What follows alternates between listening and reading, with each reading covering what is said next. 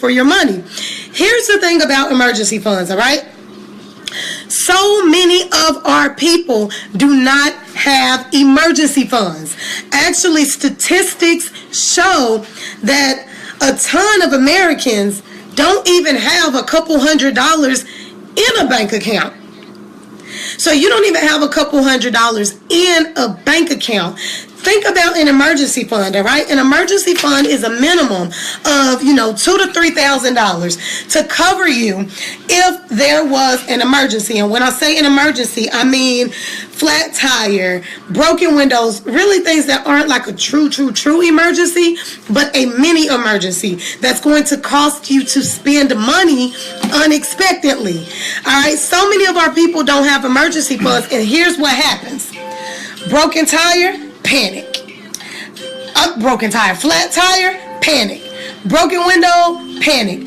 Miss a day of work, panic. Anything else, panic. All right, you're panicking because you don't have the money. If you had the money, no sweat. I'll get this fixed later today, tomorrow, no big deal. Okay, this is the truth.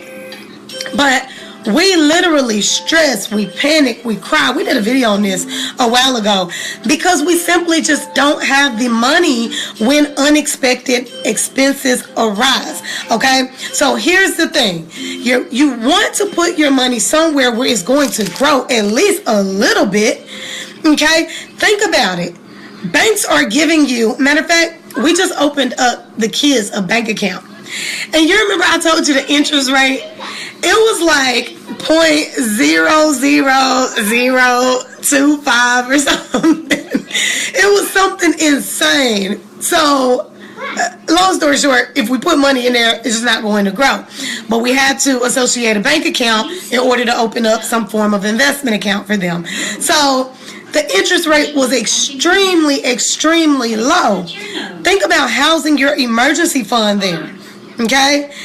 You want to put your money somewhere where it can panic. There are some different types of investments where you can put your money. You can take the money out when you need it, for an emergency, penalty-free, tax-free. You can do that. Okay? You can take out what you put in. Put your emergency fund somewhere like that where at least it's growing a little bit. Okay?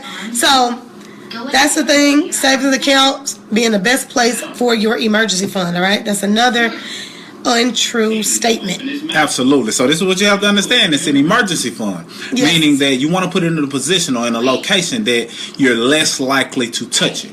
Putting it in a savings account, I mean, it's cool, but not really, because now you have easier access to it.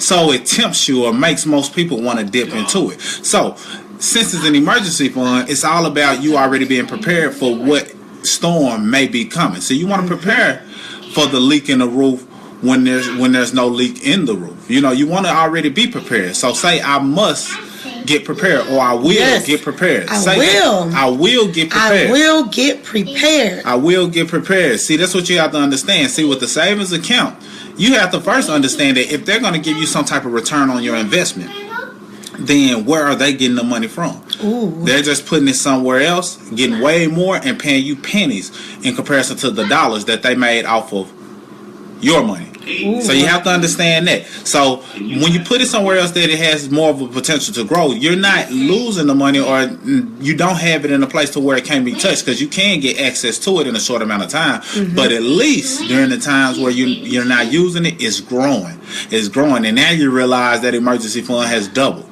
That emergency fund has grown to much more than what it was initially. Meanwhile, you didn't need it in the first place. You were just, setting it there so it can grow in the event something did happen. So keep that in mind. Putting it in a saving account hinders it from growing. They make money off of your money, and the emergency fund is strictly just putting you in a position to be prepared. So I will get prepared, especially in 2017. Yes. 2017 is about reaping harvests. So hopefully you've been sowing seeds. If you haven't, now's the time to start sowing those seeds.